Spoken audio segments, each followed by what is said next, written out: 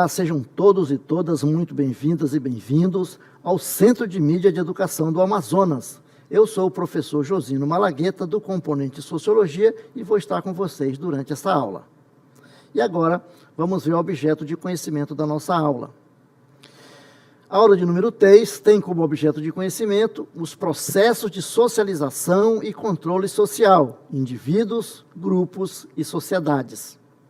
O detalhamento da nossa aula é compreensão das dinâmicas sociais que moldam comportamentos e valores, o papel das instituições, família, escola, religião, mídia e Estado, na socialização e no controle social, interação entre indivíduos, grupos e sociedade, normas, sanções e coesão social. Vamos lá então para a nossa aula?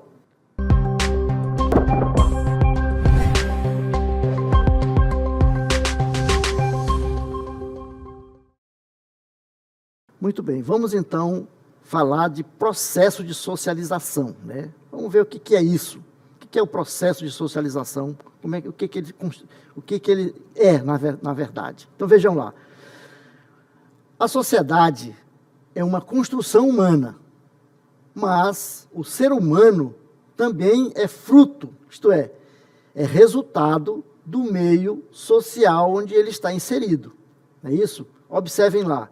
Dentre os animais, o ser humano, ele é o único que não consegue sobreviver isoladamente, assim como não consegue se desenvolver sem a interferência de um grupo na formação de sua individualidade. Ele precisa, né, desse amparo.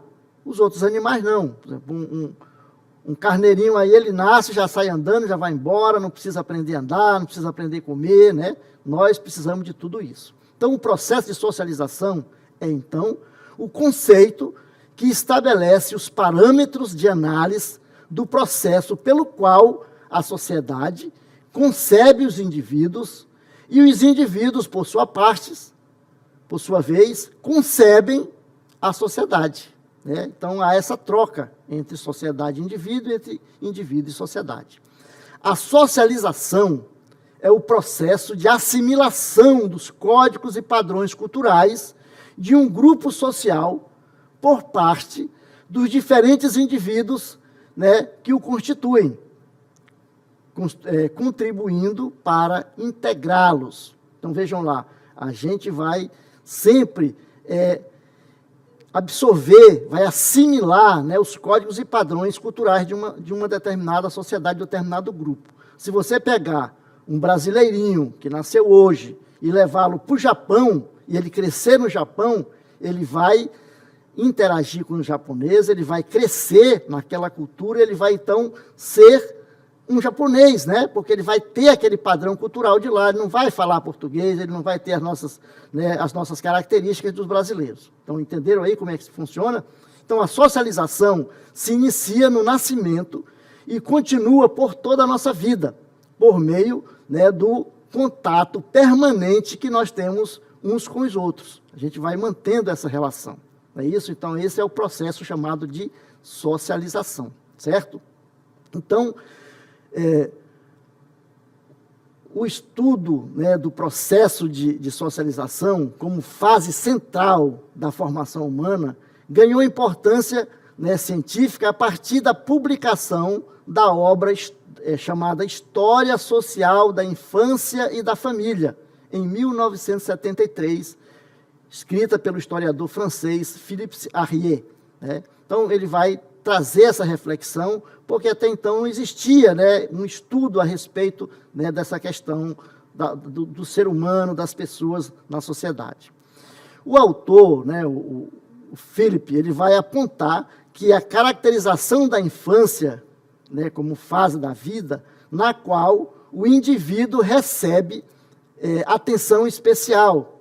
É uma ideia que surge apenas a partir do século XVIII, portanto, na modernidade. Até então não existia, né, essa ideia de socialização e de que o indivíduo absorvia ali, né, os padrões culturais. Para o autor, né, para o autor australiano Peter Berger, a socialização constitui, né, na interiorização pelos indivíduos da realidade vivida, que é subjetiva, em um desenvolvimento que os integra aos grupos sociais dos quais fazem parte desde a infância. Então, para esse teórico, a socialização, o processo de socialização é isso, né? É você interiorizar, né, a realidade vivida do grupo que você faz parte. Então, os mecanismos de socialização permitem que o mundo interior dos indivíduos seja moldado pelo mundo exterior, por aquilo que está fora. E esses mecanismos são a aprendizagem, a imitação e a identificação. Então, veja, o indivíduo vivendo num determinado grupo, numa determinada sociedade, ele vai, então, aprender, né, os padrões, ele vai imitar o que os adultos fazem, né, e ele, então, vai se identificar com esse grupo. Então, esse é o processo de socialização. E aí, nós vamos ter, os teóricos classificam nessa questão da socialização em duas classificações. Eles colocam aí 2 tipos de socialização, que eles chamam de primária, né, e a secundária. Vamos ver, então, o que é a socialização primária, como é que ela se dá. Vejam lá. Consiste, né, a socialização primária consiste na primeira espécie, né, de socialização, em que o indivíduo, né, ele vai aí, juntamente com o seu grupo, vai trazer consigo aí um alto grau de afetividade e constitui relações diretas e de forte proximidade entre os integrantes dos grupos, né? Ele vai, então, estar mais próximo, por isso ele chama de socialização primária, né? É nessa etapa da socialização que os indivíduos, né, vão internalizar suas experiências e estabelecem, né, na maioria das vezes, relações sólidas e permanentes. Então, ele vai, nesse primeiro processo de socialização, né, que ele chama de socialização primária. Então, torna os indivíduos parte de um contexto social, o que ocorre principalmente na infância, sendo a família o melhor exemplo dessa primeira socialização, né? Então, aí vai ter uma interação de regras e atitudes. É ali que nós vamos aprender como a gente se comportar na mesa, como, né? Então, todas aquelas, né, como você tratar os adultos, veja, todo esse processo aí se dá aí na primeira socialização, aí na infância, na família, certo? E a segunda socialização, chamada de socialização secundária, como é que ela se dá? O que ela é?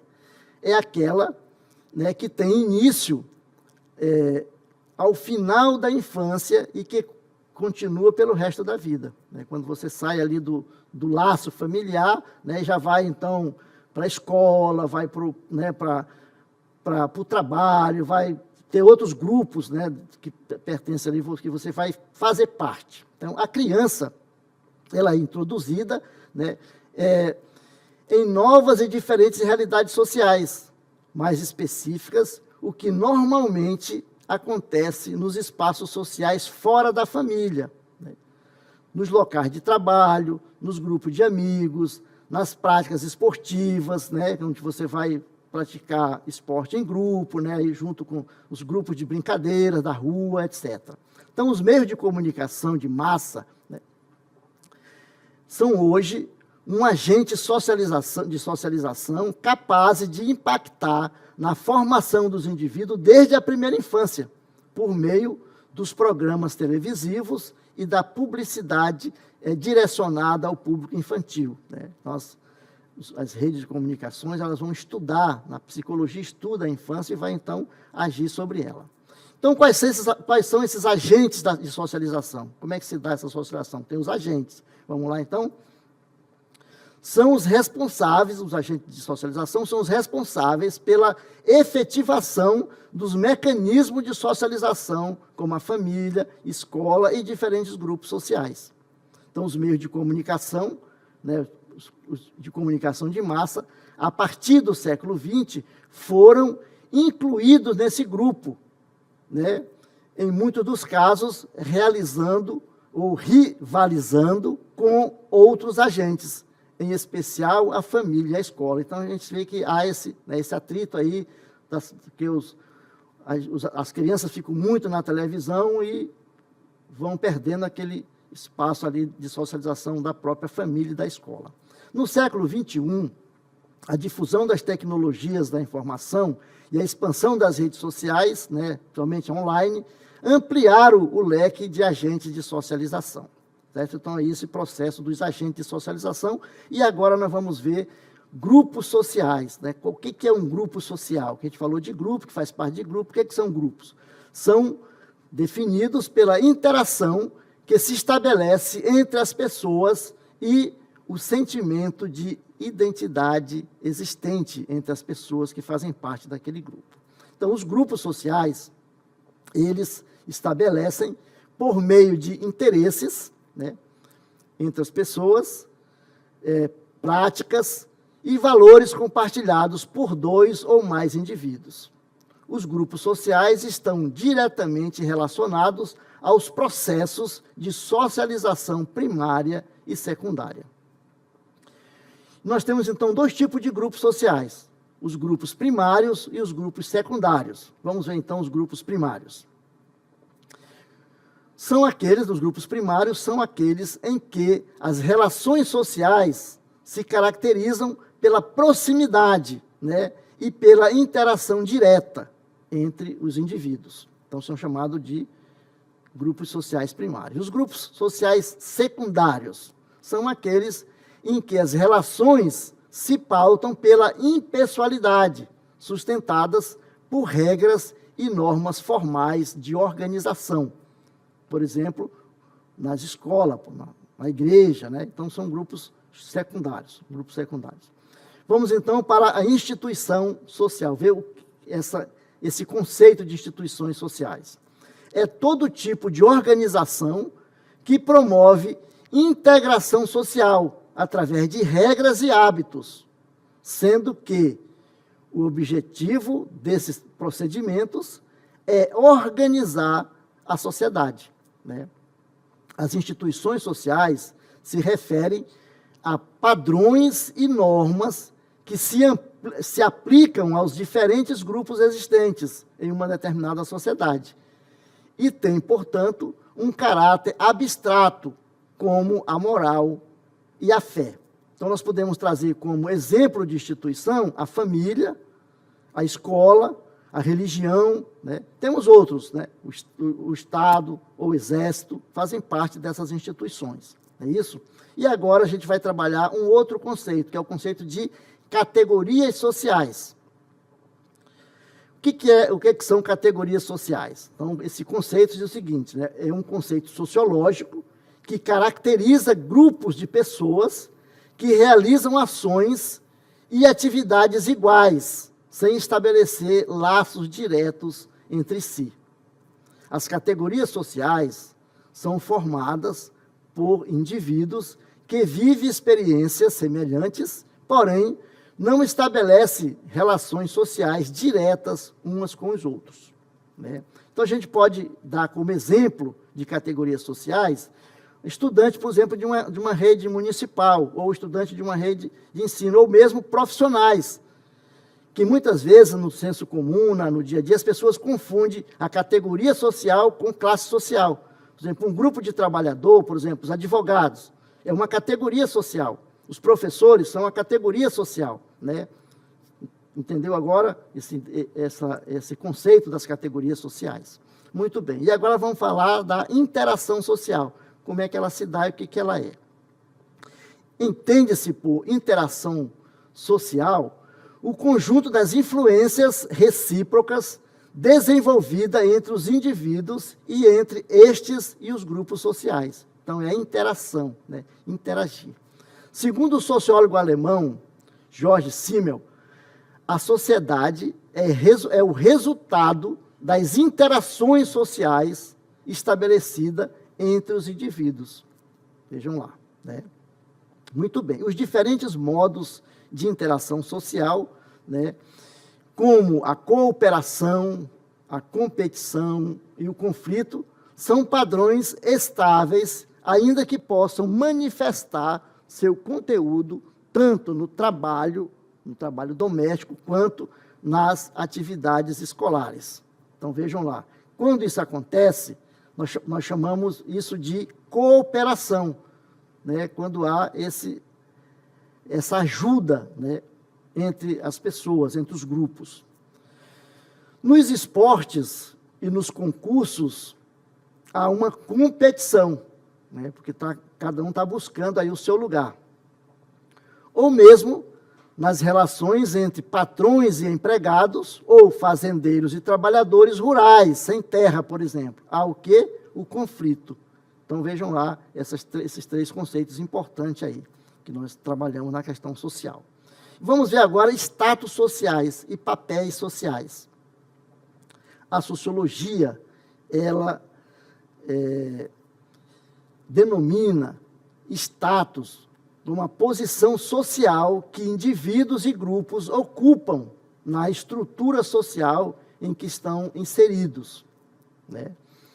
Todos os membros de uma sociedade ou grupo social possuem uma ou mais posição de status. Status é a situação do momento, né? Por exemplo, eu, como professor aqui, estou exercendo o meu status de professor, né? Lá em casa, eu sou pai, sou marido, então outra situação, outra posição, né? Então, é isso que nós chamamos de status, né? E papéis. A gente vai assumindo papel, status, em determinado momento da sociedade onde você está vivendo, certo? Vejam lá. Então, a posição ocupada equivale, né, ao nível de prestígio, responsabilidade, né, e privilégios do determinado indivíduo. Para cada posição de status é atribuída uma maneira específica de agir e de se relacionar na vida social, né, ao que a sociologia chama de papéis sociais, né? Então, a minha posição de pai me leva a um papel, né, que é o papel de pai, de provedor, de educador, de companheiro, né, de unir a família, né? Como professor na sala de aula, né, com meus colegas, eu também tenho um papel ali, tenho um status, mas tenho um papel, vou desempenhar um papel naquela sociedade, naquele grupo onde eu estou vivendo, certo? Muito bem. E agora a gente vai trazer um outro conceito, que é o conceito de controle social, né? Controle social. E os meios de comunicação e tecnologia da informação. Como é que os meios de comunicação e tecnologia da informação, eles se dão aí como processo de controle social, é isso? Então, quando os meios de comunicação, eles podem, a partir das mensagens, das formas como eles levam as suas mensagens, suas notícias, eles podem induzir, fazer com que a sociedade vá se moldando, né, a um determinado status que se quer, não é isso? Muito bem. Então, vamos ver, então, essa questão dos mecanismos de controle. Quais são os mecanismos de controle social? Vejam lá. São todos os elementos sociais, estrutura, padrões culturais, status, atos, instituições, que têm como objetivo conduzir o conjunto das ações individuais para limites relativamente previsíveis. Regras de conduta de uma empresa podem ser legais ou ilegais. Esses mecanismos podem ser legais e ilegais. Então, os mecanismos de controle são todos os elementos sociais que vão, então, levar os indivíduos a se moldar, né, aquela determinada visão que se tem, que se quer, né, dele, certo? Isso se dá como? A partir dos agentes de controle. Então, os agentes de controle vão exercer esse processo aí do controle social. Então, o que são os agentes de controle? São os mesmos, né, que realizam o processo de socialização. A família, a escola, o Estado, a religião e os meios de comunicação de massa, né? Cabe a eles assegurar a conformidade de comportamento das pessoas a um conjunto de regras e princípios prescritos e aprovados nas sociedades, né? Então, esses preceitos, esses princípios, eles podem estar escritos, né, ou não, apenas dos costumes. Mas é a partir desses agentes que nós vamos, então, fazer com que a sociedade tenha aí uma coesão, né? Então, veja, se cada um da sociedade quiser viver de uma forma que ele acha que deve viver, aí não funciona, né? Isso como é que se dá? A partir da família, da escola, da religião, né? Eles vão, então, trazendo essas normas morais, essas regras, que vão, então, colocando os indivíduos aí, entre aspas, aqui, no eixo, né? Para que eles possam, a sociedade viva, né? De forma um pouco mais harmônica. Muito bem. E aí nós vamos trazer agora a questão dos aparelhos repressivos e ideológicos do Estado. O Estado, ele tem como fazer isso. Os aparelhos repressivos e ideológicos do Estado. Segundo, né, o estudioso, o sociólogo chamado Louis Althusser, ele dividiu, né, os agentes de controle social em dois blocos, dois grandes grupos. O que ele chama de aparelhos repressivos do Estado, né, as Forças Armadas, a polícia e o sistema jurídico. E os aparelhos ideológicos de Estado, as religiões, a escola, a família, o sistema da informação e a cultura. Mas como é que isso se dá, né? Como é que esses aparelhos ideológicos, esses aparelhos repressivos e ideológicos de Estado funcionam? Vejam.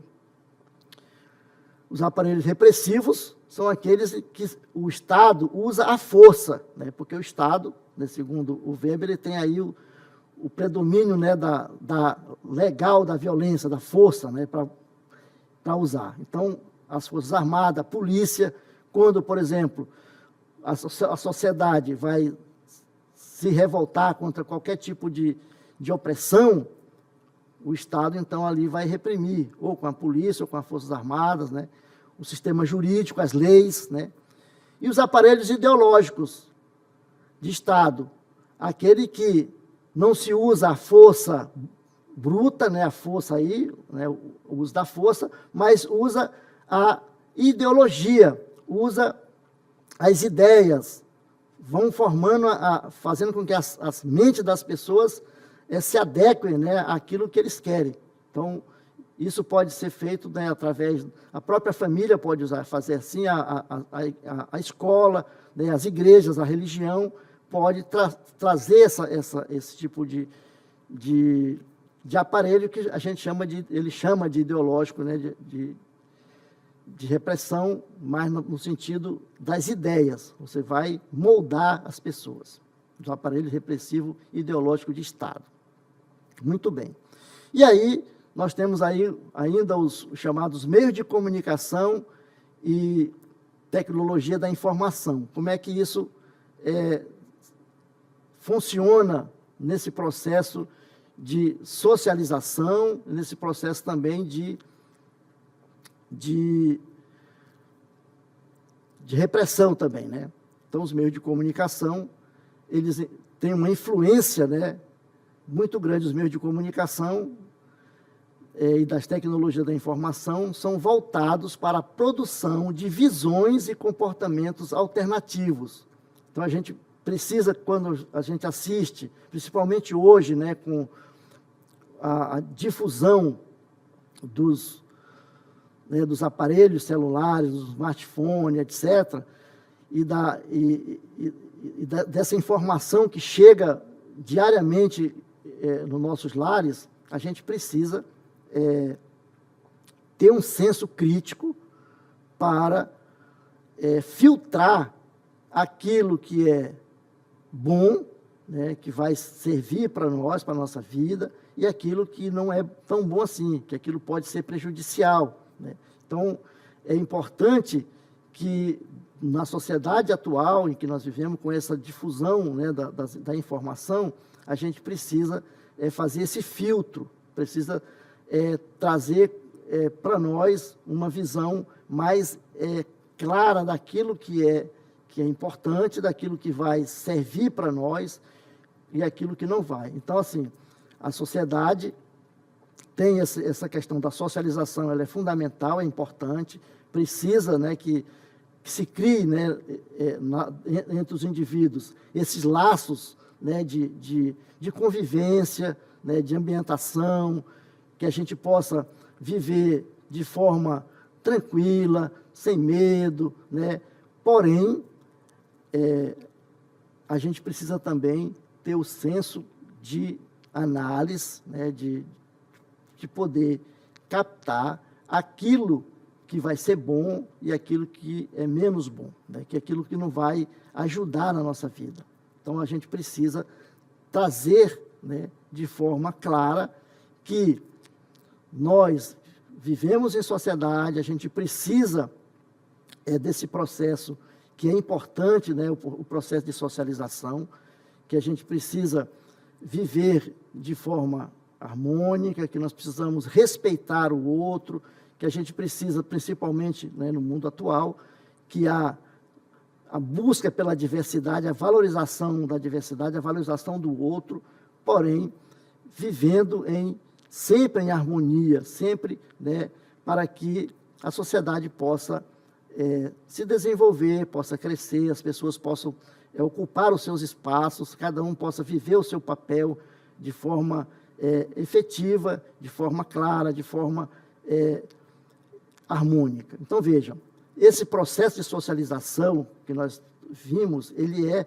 fundamental, né, para que as sociedades possam viver de forma tranquila.